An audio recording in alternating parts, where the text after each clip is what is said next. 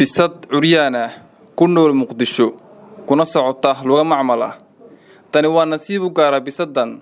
oo qaar ka tabajiideysay ka hor inta aysan caawinaad helin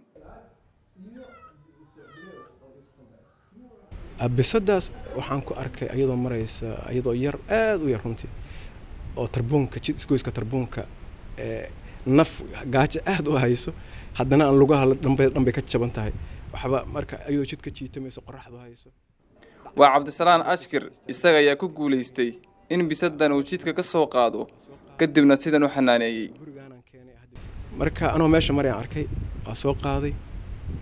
gurigaanaan keenay hadda joogto oo anigu soo guuray laakiin guriga hadda shamiitaan ka dhignay marka waxay keentay shamiitada saysan jilbaha isaga xoqin shibirka badanaa jilbaha iyo luguhu ka diirdiiraya inaan qof soo baxay dibadda ka imaanaya dhaho gaari yar oo curyaaminta loogu talagalay bisadaha curyaaminta oo soo qaad si aysan lugaha uga hoolmin sababta maalmihii blowga intaysan haysan inaan meel ku xirnay noqoto sababta badana shamiitada isku jiidaysa dhogorti dhanba yaa ka maruxday marka bisadan waxaan ka helay actually meeshaas markii horena aan arkayeen waxaan islahaa dhibteeda way yar tahay oo isla laba bari markaad qoodayso oo iska tagi doontaa oo lugaheeda u fiicnaan doono iyada qaraabsho tagi doonta laakiin waxaan arkay inay paralyzed tahay inta dambe paralyzed ka tahay marka waxaan yani bisadaha kala qabayna la qaban halkan ammaan ku tahay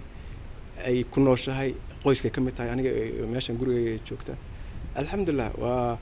waxay ka mid tahay noolayaasha ilaahay ku irsaaqay halkan oo bisadan oo kaliya ma aha Ashkir waxa uu caawiyaa noolayaasha kale ee la dariska bisadaha iyo xayawaanka kala duwan oo ku nool agaaradeeda deegaanka gurigayga ayaan badanaa xanaanaya waxaana siiyaa wixii macnaha aan awood ahaan markaas aan hayo marka yani bisada kaliya ma hayo iyo shimbiro wixii xayawaan oo agaaradeeda badanaa joogaan runtii isku daya inaan waqti yar siiyo maalintii si baahi badan baa hayso aad u badan oo ma sheegan karaan inta badan marka weedana way yimaadaan doorarkan ka soo baxaan guriga agtiisa meeshan isugu yimaadaan marka wax siiyaan way kala tagaan badana ama shimbir ha noqoto ama ha noqdo ma kala jecel runtii wax kasta oo nafla oo u baahan daryeel waa intaan awoodaan gaarsiiyaan insha Allah Cabdisalaan Ashkir waxa uu ku baqayaa in la ilaaliyo xuquuqda xayawaanka kuwada bukana la daweeyo aniga halkan shaqaan u imid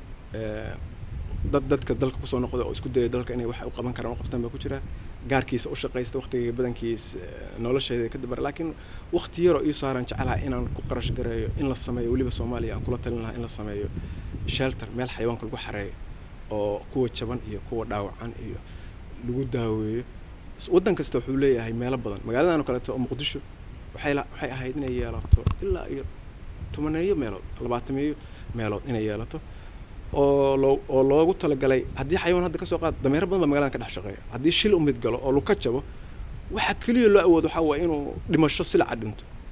sacaba maalin kasta baabuur dardara jidka dhinaciisa fariistaan lug baa arkaysaa mid kala jaban tahay oo kala laalaado haddii meel shelter jiro waxay ahayd in meesha la geeyo dhinacyada laga geliyo alwaaxyo la duubo cunno la siiyo markuu istaago marka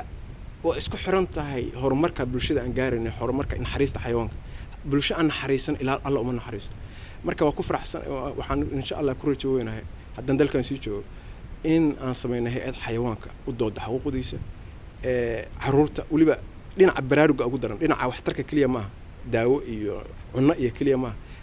wacyigeena inaan bedelno oo la hay'ad dadka caruurta waliba iskuulada iyo tagta oo naxariis darada xayawaanka lagu dhaqmayo waliba eeyada Soomaaliya lagu dhaqmayo wax ka qabata